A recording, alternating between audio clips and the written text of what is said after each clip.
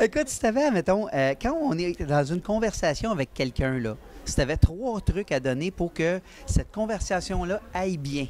OK. Ça peut être 3, ça peut être 2, peu importe. Là. OK. Mais si as-tu des trucs pour nous là-dessus?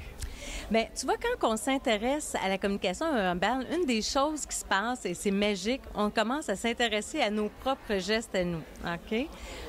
Et là, on s'auto-analyse et on se dit, oh mon Dieu, je viens de faire un geste de fermeture, je viens de faire un geste de doute. Donc, quand on les connaît, bien, on peut les reconnaître plus facilement. Mais je vais quand même t'en donner quelques-uns. Quand vous commencez à regarder la personne avec le menton un peu élevé, sachez que vous êtes dans une situation de supériorité plus souvent qu'autrement.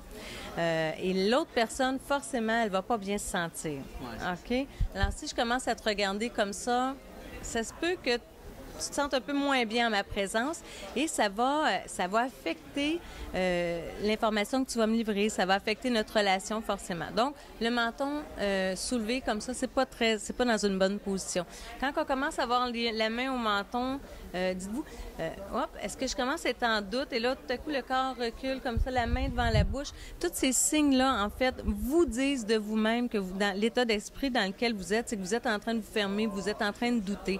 Et là, il faut faire attention dans ce que tu me demandes, Daniel, parce que loin de mon intention de dire aux gens utilisez la gestuelle pour influencer ou prenez tel aspect ou utiliser tel gestuelle, c'est pas dans mon discours, OK? Parce que je crois qu'on ne doit pas contrôler notre gestuelle. Sauf que où ce que je peux vous amener, c'est de dire quand vous avez ces aptitudes-là, quand vous avez cette gestuelle-là, c'est-à-dire, mais soyez conscient de votre état d'esprit actuel. C'est que vous êtes peut-être en fermeture, vous êtes peut-être en train de douter ou en état de supériorité, en position haute. Ça vous permet de vous ramener puis de dire, oups, je suis pas dans la position favorable pour créer un lien avec l'autre personne.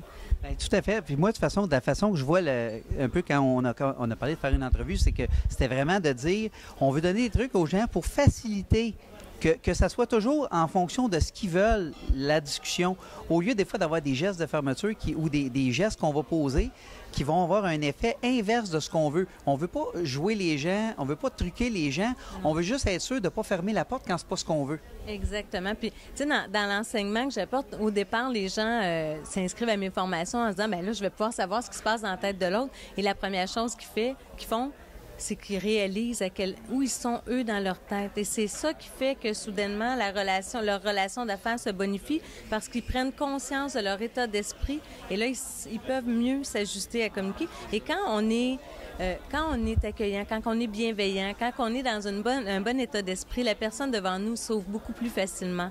Oui, effectivement. Donc,